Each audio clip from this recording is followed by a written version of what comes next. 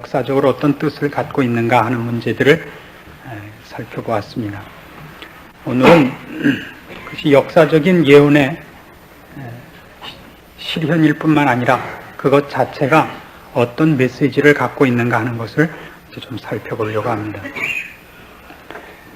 호산나 찬송하리로다 주의 이름으로 오시는 이여 하는 이 호산나라는 말은 원래는 그 뜻 그대로를 직역하자면 지금 나를 구원하십시오 하는 뜻입니다. 이것이 그 호산나 찬송하리로다 이렇게 되는 바람에 호산나도 찬송한다는 뜻인 줄로 알고 이제 그 교회들을 다니면 그 성가대 이름 중에 호산나 성가대가 이제 꽤 많죠. 찬송하는 동네인 줄 알았는데 그런 뜻은 아니고 지금 나를 구원하소서 하는 맞아 도움을 청하는 외침입니다. 그러나 그 호산나가 물론 처절한 상황에 있기보다는 이제 그 자기를 도울 메시아가 오고 나를 이제 해방시킬 우리 편이 들어온다는 시점에서 하는 것이기 때문에 처절하기보다는 기쁨과 감격의 환영의 뜻을 갖고 있는 것은 물론 사실입니다. 그러나 바로 이 날부터 시작해서 며칠 안 돼서 이제 예수님이 돌아가실 때는 바로 이렇게 찬송하며 기뻐 맞이했던 사람들이 예수님을 죽일 것을 결의했던 것을 우리가 비교해 봐야 됩니다. 며칠 안 가서 이 군중들이 다 모여서 빌라도 법정에서 바라바를 놓아주고 예수를 십자가에 못 박을 것을 요구했던 것입니다. 도대체 그러한 상상할 수 없는 그 변심이, 이 놀라운 급격한 변화가 무엇 때문에 왜 생겼는가 하는 것을 우리가 사실은 오늘 이 사건으로부터 추적해야 됩니다.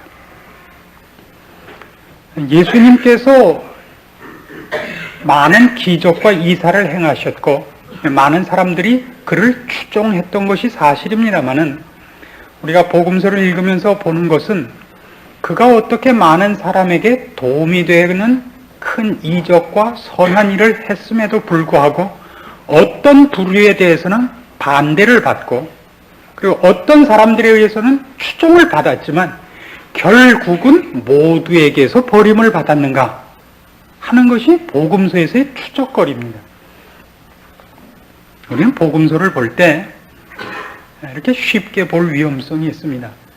이 사람들은 예수님이 자기들에게 좋은 일을 해줄 때는 쫓아다니다가 결국은 버렸다. 우리는 그러지 말자. 이렇게 쉽게 비교해서 결론을 가시면 안 됩니다. 오히려 복음서에 기록한 것 같이 도대체 사람들은 예수님에 대해서 어떤 기대를 가졌고 예수님은 그 스스로의 길이 어떻게 사람들의 기대와 다른 것이었기에 결국은 서로 손을 놓을 수밖에 없었는가.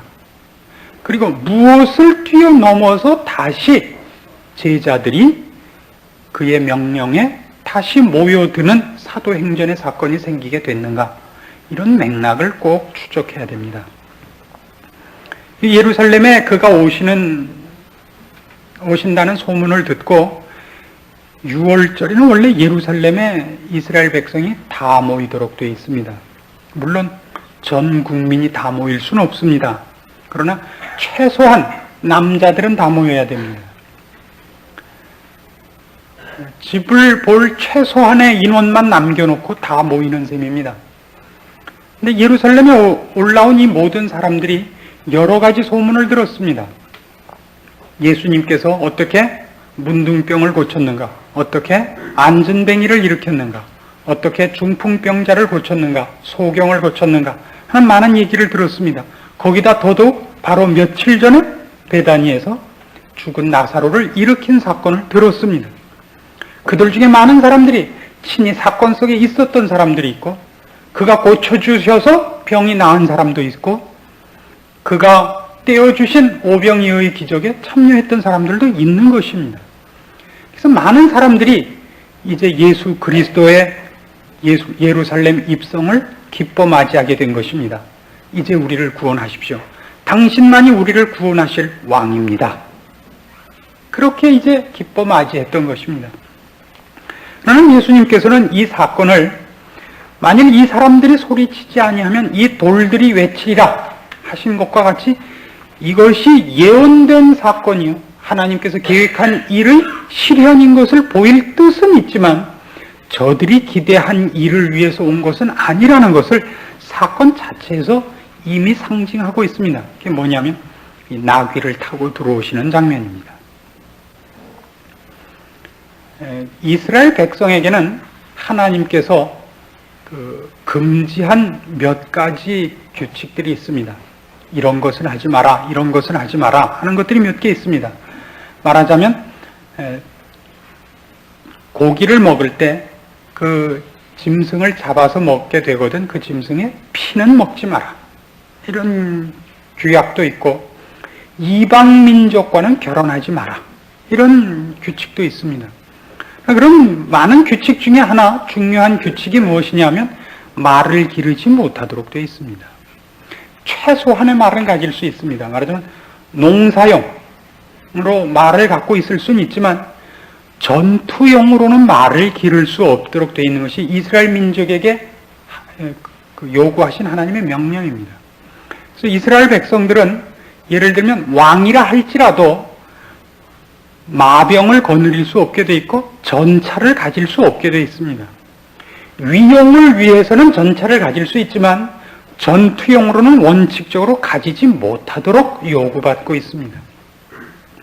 여러분, 나중에 구약을 찾아보시면 솔로몬이 한 가장 큰 잘못 중에 하나를, 그가 말을 많이 둔 것, 병거를 많이 둔 것, 그리고 정치적인 이유 때문에 이방 민족과 정치적 결혼을 하기 위해서 이방 여인들을 왕비로 삼은 것을 큰 죄로 지적하고 있는 것을 보게 됩니다.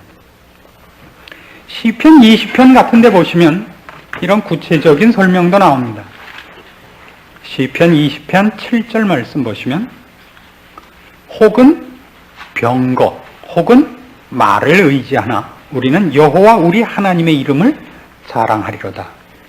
말하자면 이스라엘 민족들의 신앙 원리에 의하면 하나님을 의지하는 것과 무엇이 비교되고 있냐면 말과 병거를 의지하는 것, 자기의 힘을 의지하는 것을 이렇게도 묘사를 하는 것입니다.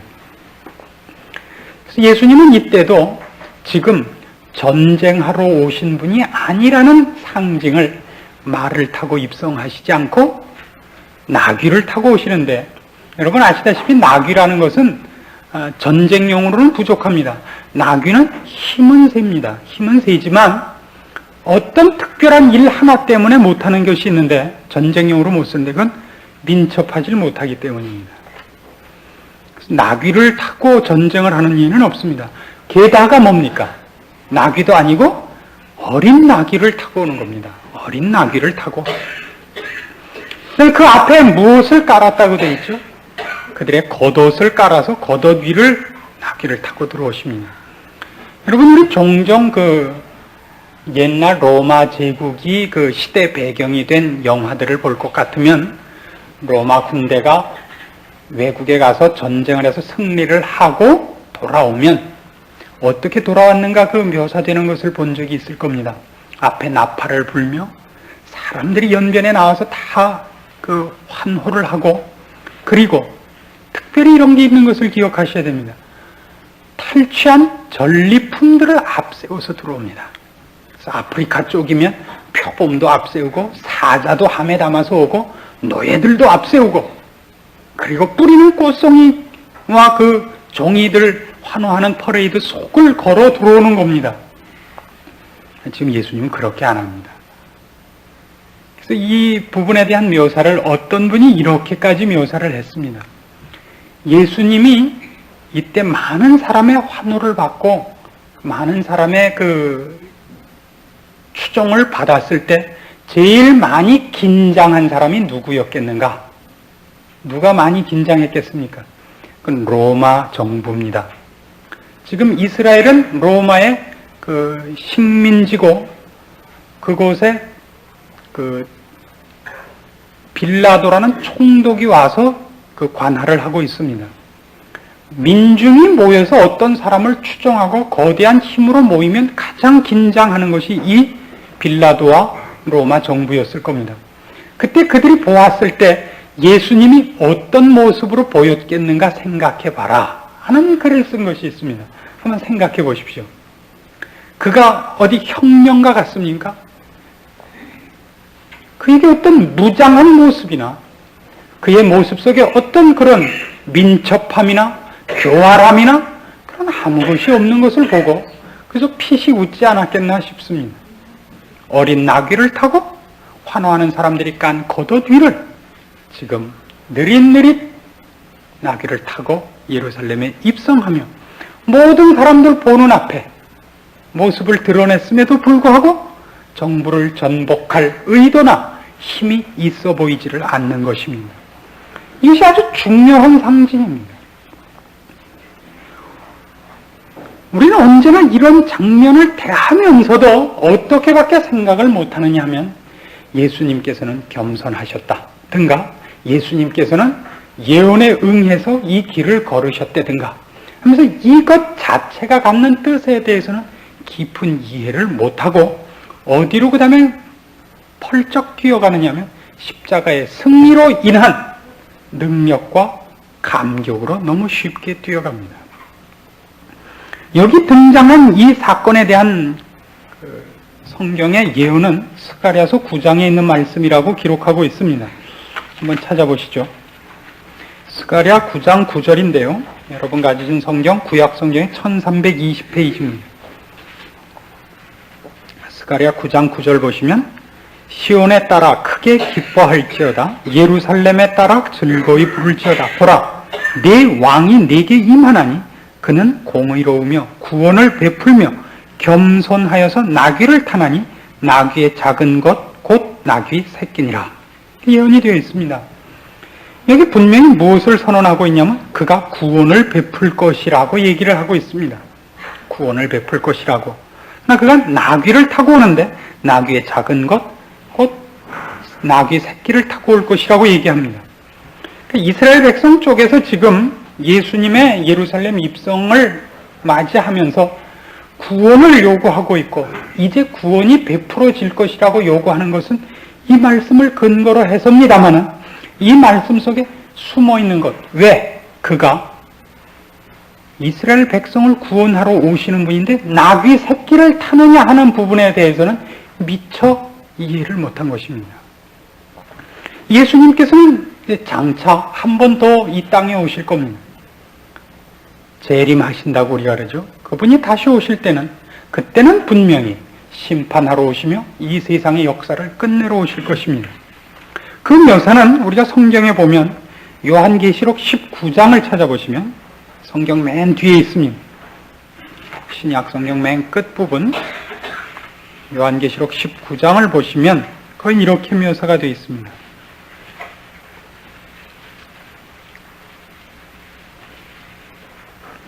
요한계시록 19장 11절입니다.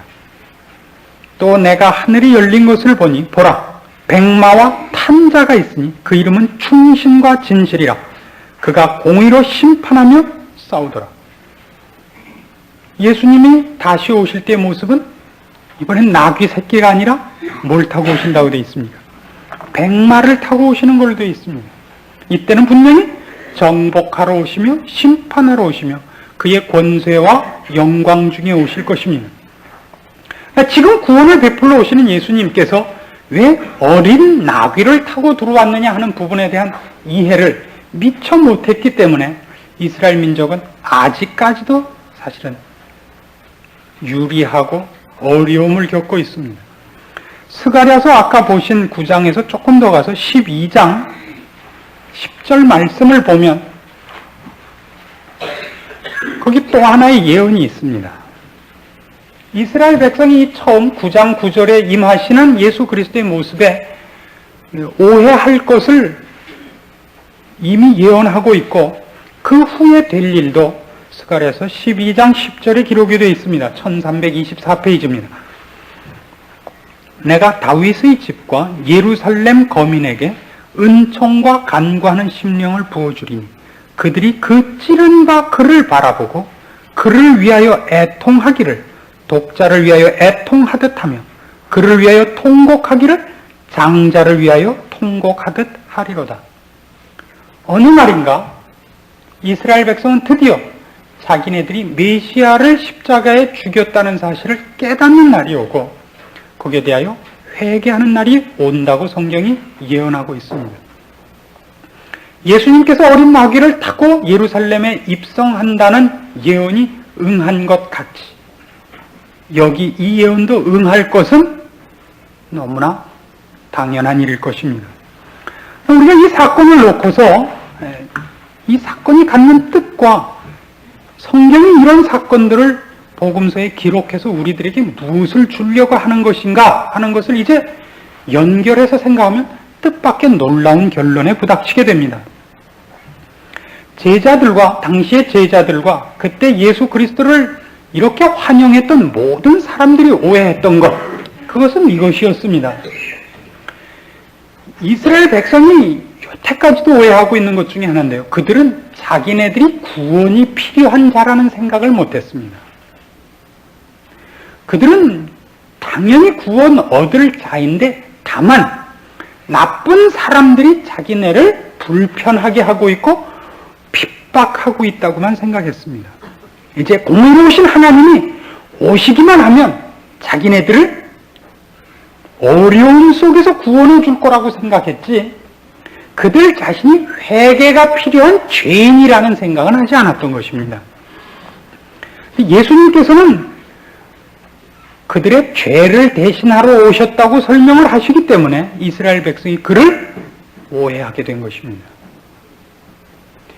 이스라엘 백성이 생각하는 메시아는 이제 그들이 당하고 있는 모든 어려움 속에서 공의로 심판으로 오시니까 의로운 자기네들을 억울한 핍박과 어려움 속에서 꺼내주는 것일 거라고 생각했지 그들 자신이 고침을 받아야 하고 죄값을 치러야 하고 거듭나야 될 회개가 필요한 대상이라고는 전혀 상상치 않고 있었던 것입니다. 물론 오늘날 우리 신자들이 이스라엘 백성과 같은 오해를 하고 있는 사람은 없습니다. 그러나 이런 오해는 합니다. 하나님께서 그가 부르시는 신자들을 향하여 갖고 계시는 뜻이 무엇이냐 하는 문제에 대해서는 거의 대부분이 오해를 합니다. 우리가 필요한 것은 하나님을 믿고 예수 그리스도를 주라 시인한 것이 오늘 나에게 맡겨진 인생과 시간과 나라는 존재가 그분의 어떤 계획이 있으리라는 생각보다는 내 계획이 있고 내 욕심이 있고 하나님은 내가 필요한 어떤 것을 요구해서 얻어 가지는 대상밖에 안 되는 것입니다. 그것이 우리로 하여금 실제로는 역사상에 있었던 십자가 사건을 반복시키고 있다는 것을 확인해야 됩니다. 예수님께서는 이 사건을 누가복음 19장에서는 이렇게 묘사를 하고 있음으로 인해서 우리를 조금 긴장케 합니다. 누가복음 19장 41절 이하를 보겠습니다. 이 나귀를 타고 예루살렘에 입성한 사건을 사복음서가 다 기록하고 있습니다만 누가복음엔 특별히 이 말씀이 덧붙여져 있습니다. 19장 41절입니다. 가까이 오사 성을 보시고 우시며 가라사대 너도 오늘날 평화에 관한 일을 알았다면 좋을 뻔하였거니와 지금 네 눈에 숨기웠도다.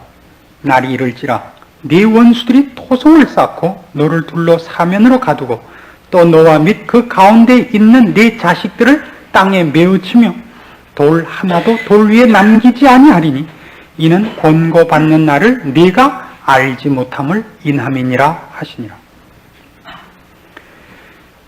예수님께서 지금 이 땅에 오셔서 예루살렘 입성하는 이 사건을 놓고 우리가 이중적인 메시지를 분석해내야 됩니다. 이런 메시지가 있습니다.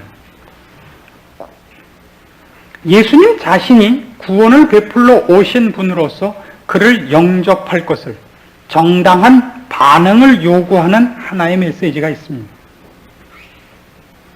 또 하나의 메시지는 그가 왔으되 알아보지 못하기 때문에 그들을 그 죄인된 것을 고치기 위하여 이제 죽으러 왔다는 메시지가 있습니다. 이 이중성 때문에 늘 기독교는 오해를 받습니다. 기독교는 세상 사람들에 의해서는 어떤 오해를 받느냐면, 너희의 왕이, 너희가 믿는 너희의 하나님이 어찌 너희를 그 꼴로밖에 인도하지 못하느냐 하는 오해를 받습니다. 그 세상 사람에 의해서만 아니라 신자 자신에 의해서도 그 오해를 받습니다. 내가 예수를 믿고 하나님 앞에 나왔음에도 불구하고 그렇지 않은 것과 도대체 뭐가 차이가 납니까? 하나의 오해이고 어려움일 수 있습니다. 바로 이 사건입니다. 예수님이 오시는 것을 모두가 기뻐 뛰어나왔던 이유는, 그들의 기대는 이제 우리의 모든 어려운 형편을 저가 고치시리라. 우리의 모든 당하고 있는 환난과 핍박 속에서 저가 우리를 구원해내시리라고 생각했습니다마는 예수님 그렇게 안 하셨습니다. 그것이 어려운 일들입니다. 그럼에도 불구하고 이 기록을 남김으로써 한 걸음 더 나가서 신자된 자임에도 불구하고 이제 예수 그리스도가 누구인가를 제대로 이해하여 신앙으로 그가 가신 길을 뒤쫓아야 하는 신앙생활의 힘으로 모델로 가질 것을 요구하는 권면이기도 합니다. 하나씩 풀어보기로 하십시다. 예수님께서 지금 나귀를 타고 들어오시는 가장 큰 이유는, 지금 만일 말을 타고 오셨다면, 예루살렘 입성하시는데 말을 타고 들어오셨다면 그때 구원 얻을 수 있는 사람이 도대체 몇 %쯤 됐으리라고 예상하시겠습니까? 하나도 없지 않습니다. 기독교가 얘기하는 바 예수 그리스도께서 십자가를 지셔야 했던 것은 우리를 사랑하시고 우리를 축복하시기를 원함에도 불구하고 우리를 축복할 수 없고 사랑할 수 없는 대상이라는 문제 아닙니까? 하나님께서 만일 백마를 타고 그때 오셨더라면 우리 중에 어느 누구도 그 앞에 은총을 아무리 있고 아무리 긍휼히 여김을 받았어도, 그리고 사랑의 대상이라 할지라도 같이 하늘나라에 갈 수 있는 사람이 없었더라 말입니다. 언제나 이 부분이 우리에게 어렵습니다. 어떻게 어렵냐고요? 현실적으로 이렇게 어렵습니다. 여러분이 기대하는 것, 오늘 예수 그리스도께서 내 편이시여 나를 사랑하신다면 이 문제를 왜 해결해 주시지 않는가 하는 걸로 지금도 살아있는 현실인 것입니다. 여러분이 지금 갖고 있는 소망이 무엇입니까? 건강입니까? 경제력입니까? 지위입니까? 어떤 문제입니까? 그 어느 것도 말하자면 하나님 쪽에서 우리에게 최초로 하셨어야 되고 정말 우리를 사랑하기 때문에 꼭 선행했어야 될 일은 우리를 죄 가운데서 꺼내는 것이지 죄 속에 무엇을 쌓는 작업은 아니었다 이겁니다. 그럼에도 불구하고 우리는 끊임없이 이때 이스라엘 백성과 방불한 신앙의 실패를 반복합니다. 우리는 지금도 하나님께서 왜 이렇게 하시는지 모르겠다 하는 말이 우리 신앙의 그 내용 중에 가장 많은 부분을 차지하고 있다 이겁니다. 모두들 아닌 것 같은 얼굴을 하고 계시지만 제가 다 압니다. 그럼 하나는 더 나가서 이겁니다. 예수님께서 그렇게 오신 분임을 안다면 이제 우리가 신자로서 주께서 나귀를 타고 오셨으며 우리를 위해 돌아가셨으며 그리고 이제 백마 타고 오실 겁니다. 아직 말 타고 안 오셨습니다. 지금이라는 시간은 그가 나귀 타고 오신 것을 인정해야 되며 나도 나귀 타신 예수 그리스도를 뒤쫓아야 되는 시간입니다. 우리는 아까 말씀드린 것에서 혹시 극복을 했을지라도 두 번째 얘기, 이젠 나귀 타고 오신 것 인정했으니까 이젠 말 타고 오십시오가 초조한 겁니다. 결국 같은 얘기가 되지만 양상이 다릅니다. 잘 기억하셔야 됩니다. 신자의 인생이라는 것은 결국 주께서 걸으신 길을 뒤쫓는 것 외에 아무것도 아닙니다. 그가 우리를 구원하기 위하여 심판을 보려 하시고 영광을 감추시고 우리 죄 때문에 이 땅에 오사 우리를 대신하여 죽으셨습니다. 우리 모든 신자에게 요구하는 것이 그것입니다. 우리가 만나는 모든 사람이 신자끼리라 할지라도 지금 완성을 향하여 가고 있는 과정에 불과하며 세상 앞에서는 물론 저들은 장님입니다. 저들 앞에 우리가 내가 누군지를 칼을 뽑아서 보이도록 요구받고 있지 않단 말입니다. 신자란 그가 신자된 증명을 세상 사람들 앞에 어떻게든지 객관적으로 꺼낼 수 있는 방법이 없습니다. 우리는 마치 예수님께서 많은 사람의 환호를 받았으되 그들의 기대와 동떨어져 있을 수밖에 없었던 그런 대상입니다. 오늘 아침에 제가 읽고 나온 조선일보에는 이런 기사가 하나 났습니다. 결혼을 했는데 남편이 돈 벌러 중동을 가셔서 아마 한 4년째 못 들어오고 있는 모양입니다. 그동안 3번 휴가만 받아서 오고 결혼해서 4년 동안 같이 산 그 시간은 석 달밖에 안 된다 이겁니다. 처음에는 어떻게 버텼는데 이제는 부부가 이렇게 떨어져서 사는 것이 무슨 부부냐 싶어서 동창회도 못 가고 친구들 만나러도 못 가고 이웃 보기도 부끄러운 이상한 사람이 됐다. 그런 기록을 거기다 남기고 있습니다. 그래서 이런 얘기를 했어요. 남들이 남편이 밤낮 술만 먹고 특혜 들어와서 죽겠다고 그러면 그렇게 부러울 수가 없더라고. 그런 기록을 남기고 있습니다. 그분이 하도 외로워서 결국 서예 학원도 나가고 꽃꽂이 학원도 나가고 안 나가본 학원이 없는데 그런데도 안 돼서 결국 교회를 나오기로 했답니다. 결국은 이제 여기가 골자입니다. 새벽 기도를 나가시더군요, 보니까. 요즘도 이 추운 날에도 새벽 기도를 하는데 아직도 신앙이 뭔지 아무것도 모르겠지만 그저 마음이 너무 허전해서 교회를 나가기 시작했고 기도하게 됐다 그래요. 그렇게도 신앙을 시작하는 것이 가능하고 또 그렇게 시작한 분들이 많이 있는 것이 사실입니다. 그러나 그 표현들, 허전함이 메꿔지며 남편과 헤어진 것이 어떻게 해결되는 것으로서는 아마 응답을 못 받지 않을까 싶어서 참 안 됐습니다. 제가 그 글을 읽으면서도. 오히려 답은 여기서 얻어질 겁니다. 남편과 같이 살게 되는 것으로서의 답이 아니라 그걸 뛰어넘어서 인생이 무엇이냐를 보는 것으로, 영원히 있다는 것을 아는 것으로, 그것을 걸어가는 길에서 우리는 이 세상에서 그것으로 대치할 만한, 다른 선택할 만한 것이 없고 그것을 대신할 만한 것이 없으며 이쪽 것이 이 모든 것을 뛰어넘는다는 걸 발견해서 아마 답을 얻으면 얻었지, 예수를 믿고 기도를 했기 때문에 남편이 귀국을 하게 되고 다른 친구들 사는 것 같이 오손도손 잘 살게 되는 것으로 결론이 나는 일에 도움을 주는 하나님으로는 아마 존재하지 않는다는 걸 그가 발견하게 될 것입니다. 여러분은 여러분 나름대로 혹 이런 위험에 처해 있을 수 있다 이겁니다.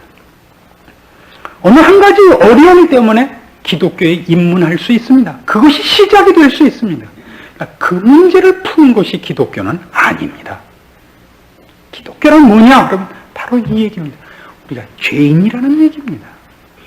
하나님을 모르고 있다는 얘기에 전 초점을 맞추고 있습니다.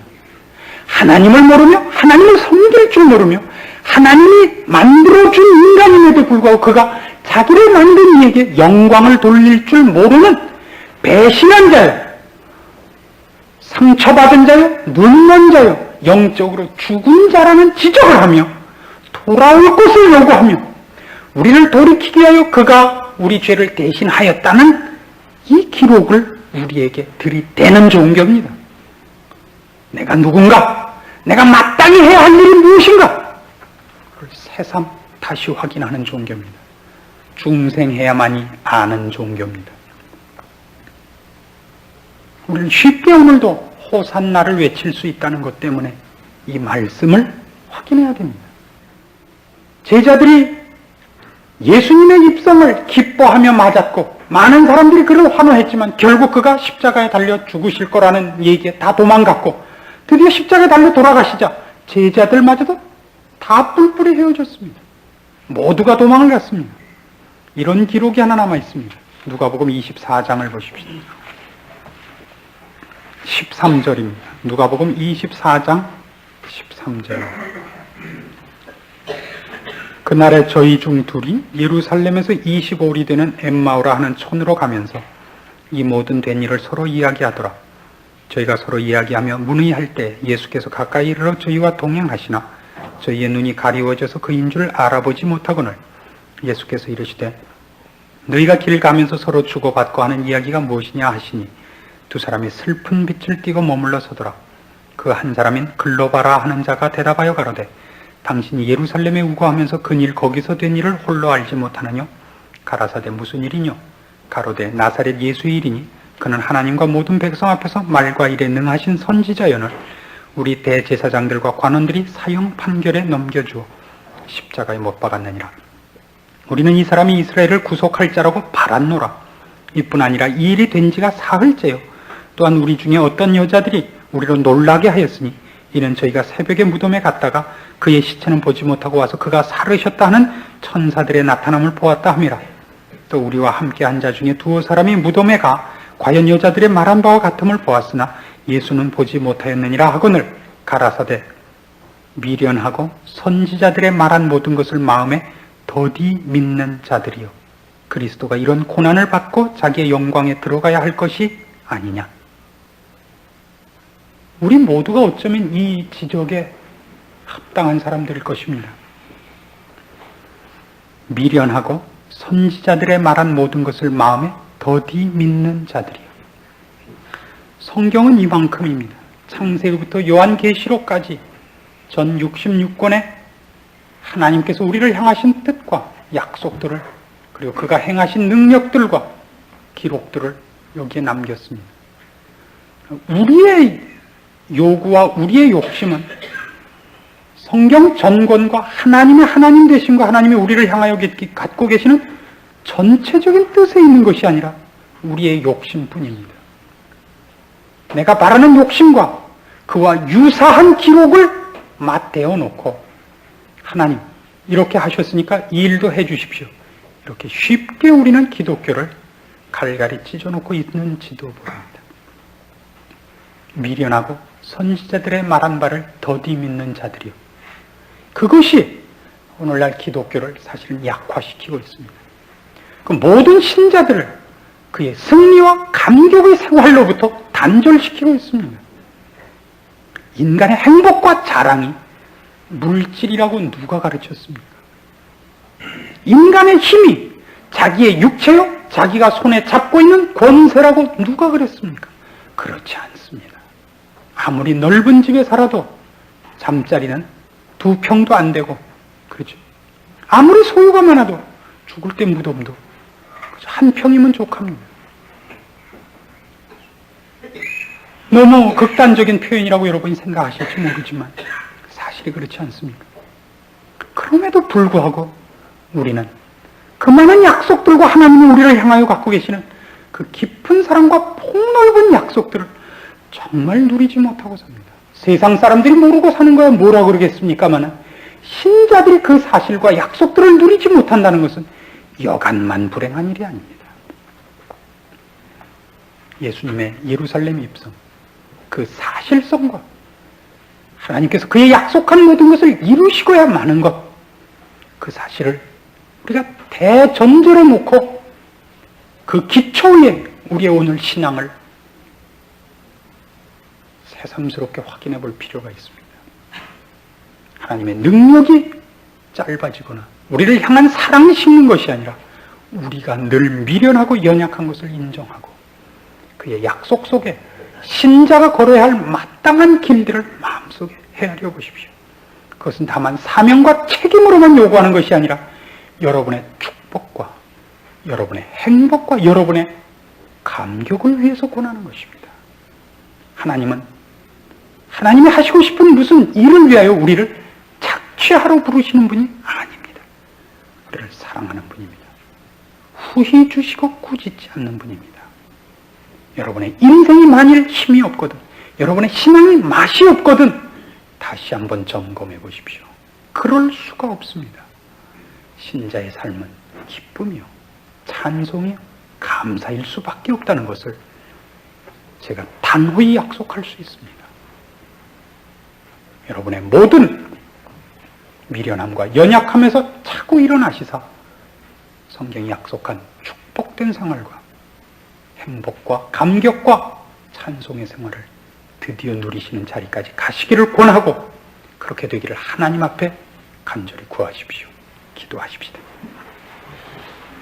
하나님 아버지 은혜를 감사합니다. 오늘도 아버지께서 우리를 이 자리에 인도하셨으며 살아계시며 간섭하고 계심을 믿습니다.